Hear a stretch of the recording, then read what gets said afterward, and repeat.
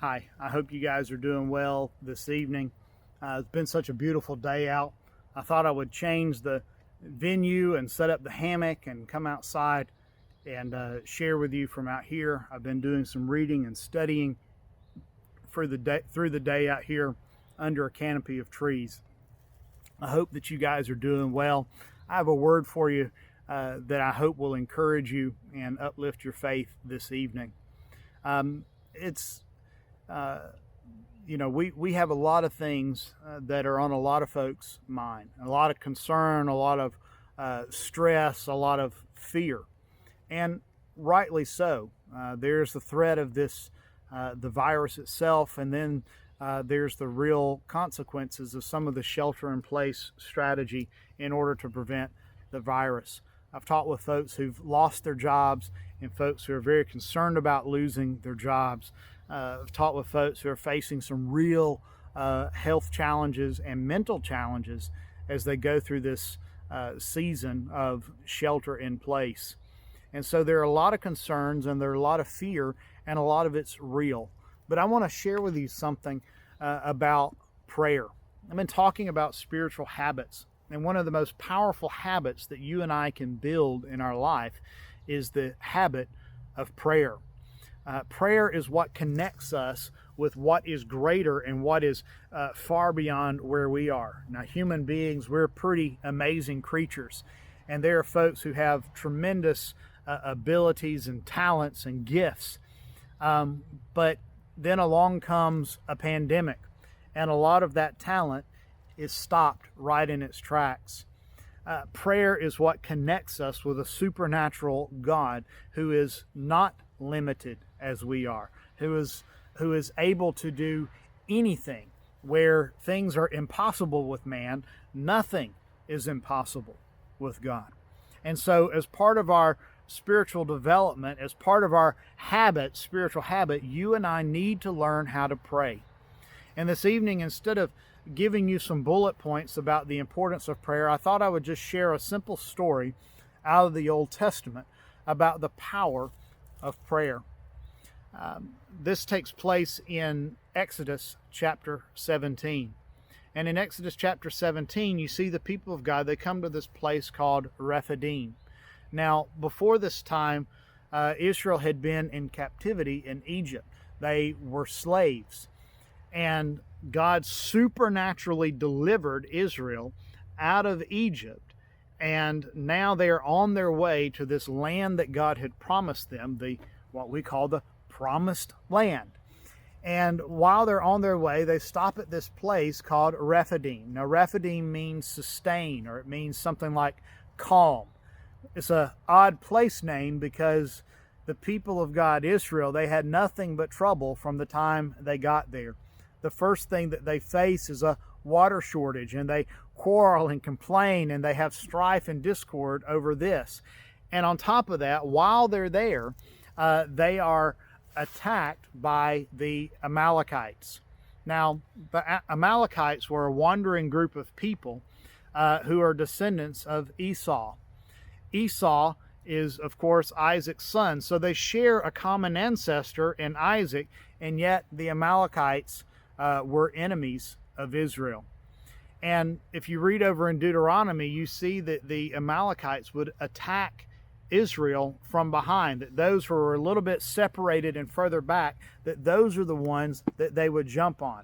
That what this was a sucker punch, that it was a surprise attack, that it was strife and problem that came out of nowhere. And you know what? I can relate to that. Sometimes things seem to jump up seemingly out of nowhere. And we face challenges, we face difficulty from out of nowhere. I was reading this morning in my time of devotion in Psalm 34, and in verse 19 it says, "Many are the afflictions of the righteous." And I thought and prayed in my spirit, Lord, is that not the truth? And is that not what a lot of what we're facing right now? That trouble can come, that affliction can come even upon God's people. And that's exactly what we see in Exodus chapter 17. Prior to this time, again, they were slaves in Egypt. and they didn't have to worry about fighting to protect themselves. The Egyptian army did that. But now here they are in the wilderness, and they are under attack, perhaps for the very first time. That this is Israel's real first battle. And I'm going to read in verse 8 down to verse 12, and I want you to listen to the battle strategy. Here is an attack. It's dangerous. It's threatening. It's a difficult time. It is urgent in their face, must be dealt with. And here's the plan of attack. Here's the battle strategy. Verse 8, Then Amalek came and fought with Israel at Rephidim. So Moses said to Joshua, Choose for us men, and go out and fight with Amalek. Tomorrow I will stand on the top of the hill with the staff of God in my hand. So Joshua did as Moses told him and fought with Amalek, while Moses, Aaron, and Hur went up to the top of the hill. Whenever Moses held up his hand, Israel prevailed, and whenever he lowered his hand, Amalek prevailed. But Moses' hands grew weary. So they took a stone and put it under him, and he sat on it, while Aaron and Hur held up his hands, one on one side and the other on the other side. So his hands were steady until the going down of the sun. So they have this battle that comes upon them. They weren't seeking trouble with the Amalekites. The Amalekites attacked them.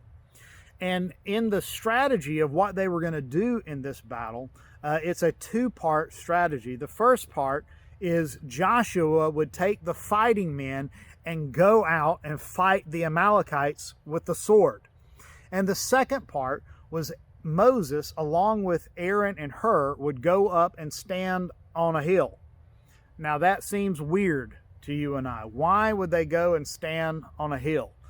Some have suggested, well, Moses is up there directing the battle. You know, he's got his hands lifted up and he can tell Joshua, you need to send men over here, or you need to pull men from over there, or you need to watch out. I don't know. You need to watch out. Here they come from over there. I don't think that's very likely.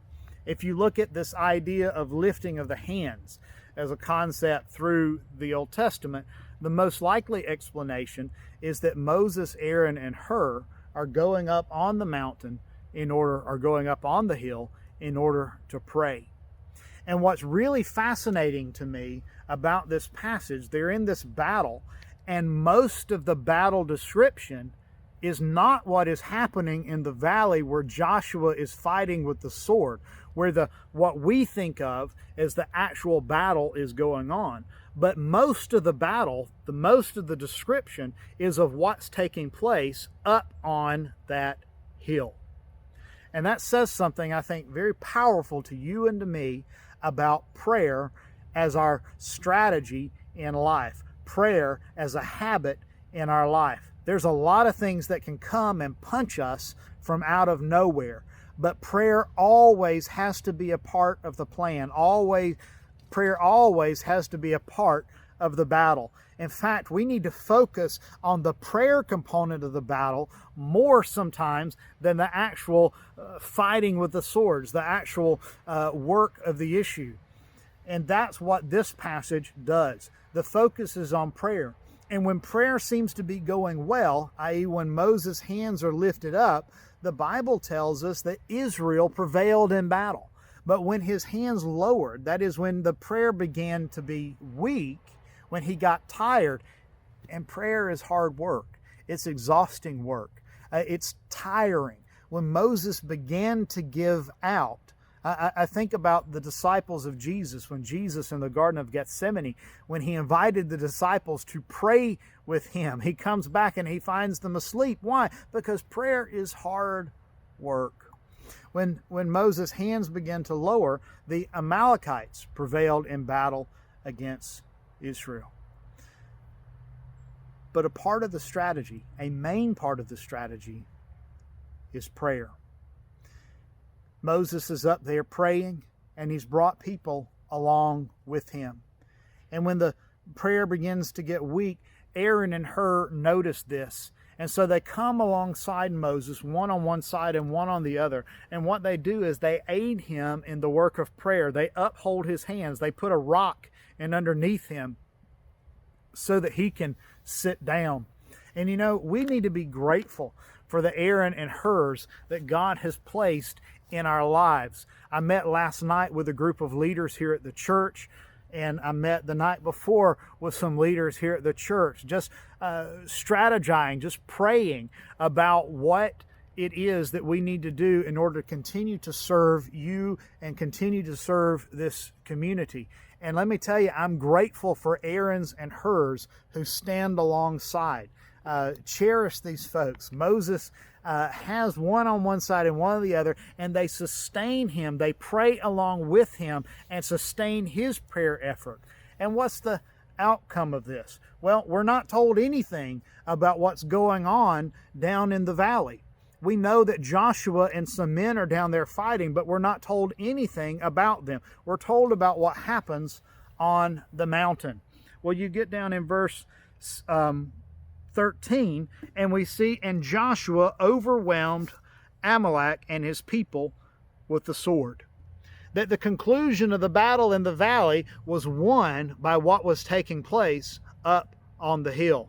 And can I tell you, the trouble, the afflictions of the day, they're not won by our working in those afflictions, by our facing those confrontations. They're won in the time of our prayer. They're won in the spiritual battle of our prayer life. You and I need to develop this habit of prayer in our life, because our lives are won or they're lost by our time in prayer. What's the deal? Well, the deal is God was fighting the battle all along. That God was directing what was going on down in that valley the whole time. You go on into the second part of this, and in verse 14 through the end of the chapter, we read this. Then the Lord said to Moses, write this as a memorial in a book and recite it in the ears of Joshua, that I, not that you, not that Joshua, not that anybody else, but God himself is saying that I will utterly blot out the memory of Amalek from under heaven. In other words, God is the one who fought that battle. And Moses recognizes that God is the one who fought and won that battle. This is a group of slaves. They're not a group of warriors. God won that battle for them. And when you and I look at the situation around us and we say, there's no way I can do anything about this. There's no way I can overcome that. Okay. You're not fighting that battle. Take that battle to the Lord in prayer and let God fight that battle for you. He tells Moses, verse 15, and Moses built an altar. See, Moses knows what's going on. Moses in that place, he built an altar, and he called the name of it, the Lord is my banner, Jehovah Nisi, or Yahweh Nisi, saying, a hand upon the throne. That word throne, you change it just a little bit, most likely a hand upon the banner, a hand upon the banner of the Lord. The Lord will have war with Amalek from generation to generation. Moses knows exactly what has happened, and he says, he builds this altar and he calls it, the Lord is my banner. Well, when I was in Scouts, one of the first things, when I was in Boy Scouts, one of the first things that we did, we organized a brand new troop, and we divided the troop up into different patrols. And one of the first things I did as a member of a patrol was we built our banner. We built our flag, our patrol flag. And everywhere we would go, we would bring that flag, that when we would assemble as a troop, that every patrol would organize themselves with the flag, the patrol flag at the front. When we would play games and compete against other patrols, when we would do any type of competition or any type of game, we would have that flag. That was our banner. That was our standard. It symbolized who we were. And so whenever we would win, of course, we would wave and raise up that flag. Well, Moses knows that the flag, the standard, the banner is the Lord himself. That when Israel went into battle, they were going into the battle under the presence, under the power, under the provision of their God. That God was their banner. And if they had anything to rally around, if they had anything to wave around and celebrate, it was that their God had won that battle for them. Well, the same is true for you and me. That God is our standard, that God is our flag, that God is our banner, that the battle that we fight is not our fight, that it's His fight. And we have a lot of things that we have on our mind, a lot of concerns, a lot of fears, a lot of worry. And look, I get it. Those things are legitimate. Those are things that we need to give thought to, that we need to be looking out to. But we win the battle in prayer and not in our own struggle, not in our own working against things. That the Lord is our banner. I hope that encourages you. Take the fight before the Lord. The things that have you worried, the things that have you concerned, some of the battle that you don't have a strategy about. Well, let me tell you, your strategy needs to be prayer. Make prayer a habit. Make it regular. Make it frequent. Make it fervent. Make it a key focus in anything that you're accomplishing. And remember that God is the one who fights for His people. That verse that I quoted out of Psalm 34, verse 19, that many are the afflictions of the righteous. The second part of that verse says, but the Lord will deliver him from them all. And may God deliver you from all of your battles. God bless you.